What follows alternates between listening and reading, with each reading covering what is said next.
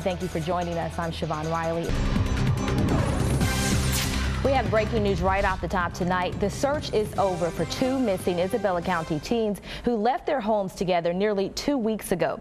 The Isabella County Sheriff's Department has confirmed that 14-year-old Braxton Wood and 13-year-old Jaden Thomas have been found in Chicago, Illinois. The couple apparently took off in Braxton's mom's Ford Explorer. Their parents believe that the two were desperate to be together. The teens were supposed to start school last week at different high schools. We spoke with a friend of Braxton's parents. Here's what she had to say. Now imagine having $80 million in your pocket for 6 weeks and you didn't even know about it. That's what happened to Dick Salasco of Troy. He bought a Mega Millions lottery ticket for the July 5th drawing and he didn't even realize that he had a winner in his wallet until August 13th. Before that, he had scanned his ticket at a few stores but was always told to contact state officials, and now he knows why. I have a little bit more on your boyfriend Reggie Bush there. I got a little distracted when you showed him. I just love me some Reggie Bush. I think everybody in Detroit does now. I think so. Looks like I have some competition.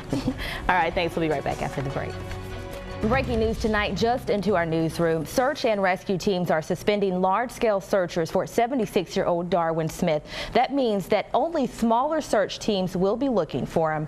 Volunteers, along with several search and rescue teams, have spent days looking for Smith with no success in finding him. Police are still trying to figure out what led to what they're calling a deadly accidental shooting in Saginaw Friday. It's our top story at 11 o'clock.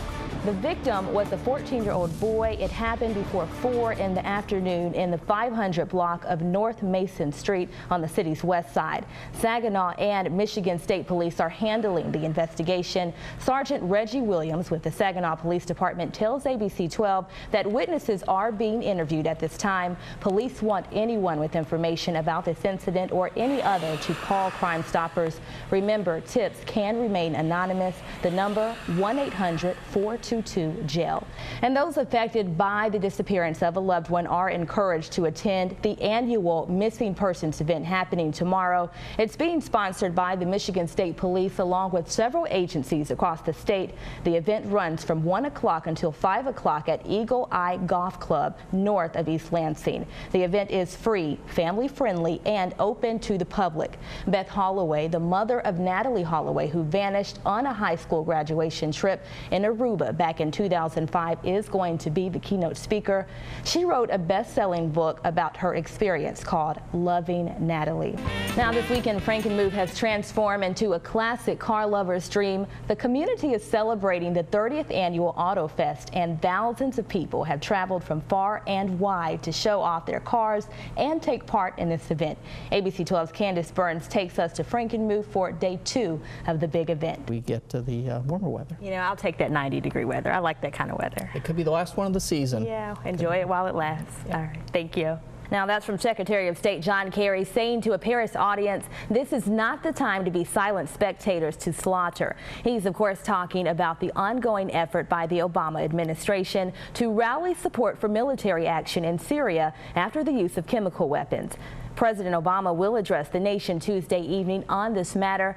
Meanwhile, dozens of people opposed to the effort picketing outside the White House today. We're heading to South Carolina tonight. There, a woman born with only one kidney is fighting for her life. That one kidney is failing, and her only shot of living is a transplant. Now her husband is spreading the word and giving the best chance he can for her to survive. Here's David Muir with this incredible story.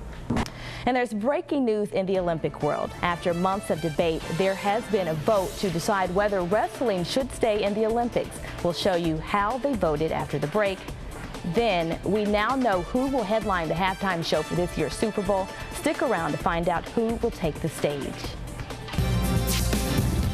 It's been a huge debate for months now. Should wrestling be reinstated into the Olympic Games?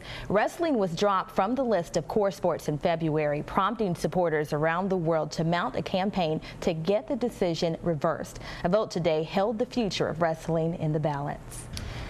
Checking in now on the ABC 12 gas gauge. If you're looking to fill up before the start of the work week, the Speedway located on the corner of Center Road and Court Street in Burton has the cheapest gas in mid-Michigan. We now know new details about the Flint's Farmers Market's move to downtown. We're told the new Farmers Market will go on the east side of the building. As a result, the west side will be torn down. The 4-story atrium will then become the market's new indoor town square. This gives the relocated market 100 additional parking spaces. An outdoor pavilion replicating the current one along the Flint River will also be built at the new site. The market is expected to move on May 1st of 2014. The project is part of a $30 million downtown redevelopment plan. Not bad for Michigan. Oh my gosh, another classic, just like the first Under the Lights game. Not bad at all. Nope. Everybody's doing pretty good today.